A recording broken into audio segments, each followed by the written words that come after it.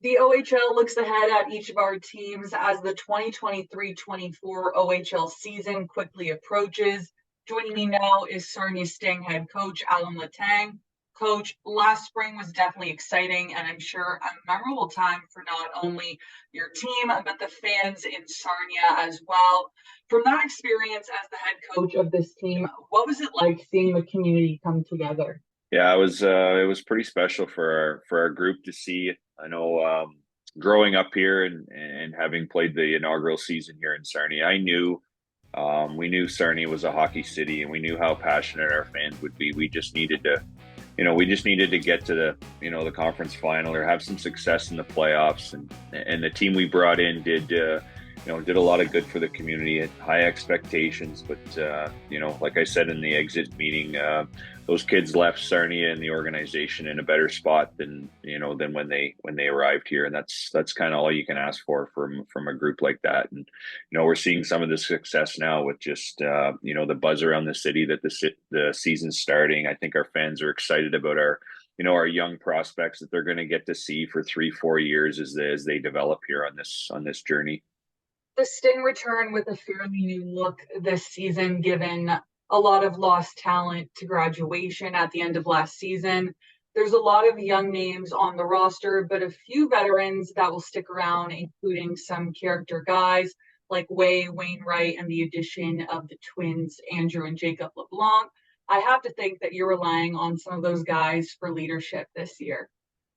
Yeah, for sure. We've got some guys with Cooper Way and Marco Sikic still around, and it's like any year, those younger guys or those second and third year guys need to take those steps. If I look back to my first year in Sarnia, Nolan Burke and Ryan Mass took steps in that year for us, and guys like Easton Wainwright and Fisher, and then Marco and Cooper and the two LeBlancs coming in. It's important that they take those next steps and kind of be that leadership group and kind of be those guys on the ice that we have to rely on and go to. And just for Andrew and Jacob, this is a huge opportunity for them. They're coming to a team that's starting a little bit of a rebuild, and they're going to get an opportunity to play minutes that maybe they didn't get in their previous career, and kind of just solidify themselves as solid junior players. Bill Manis is a Florida Panthers prospect and scored 20 goals in his first OHL season last year. Are you expecting another step forward from him this season?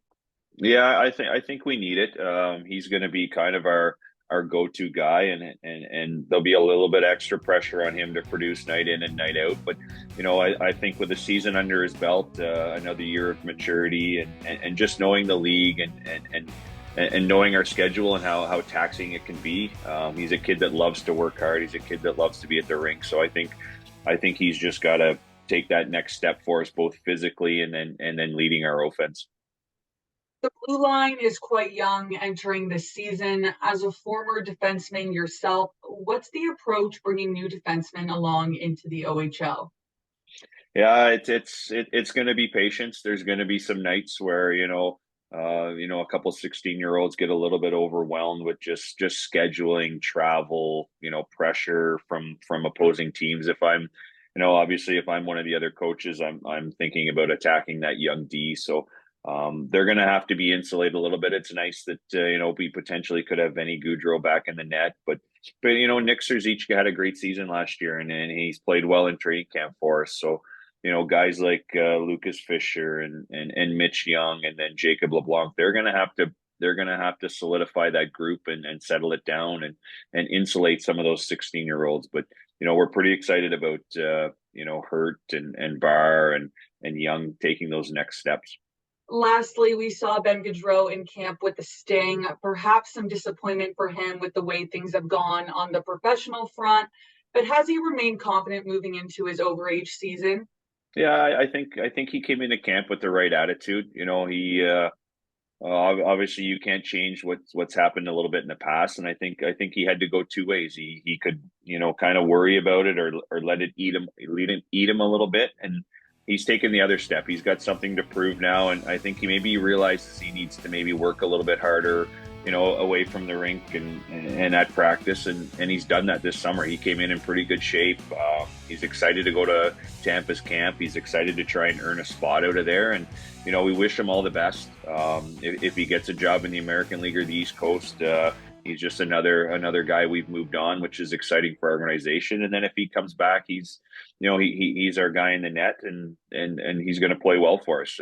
We've got a tandem of goalies with him and Nick, and then with Chartier coming back, we've got three goalies we'll have to manage a little bit. But anytime you get a quality goalie like Benny back from a camp is always exciting for our group.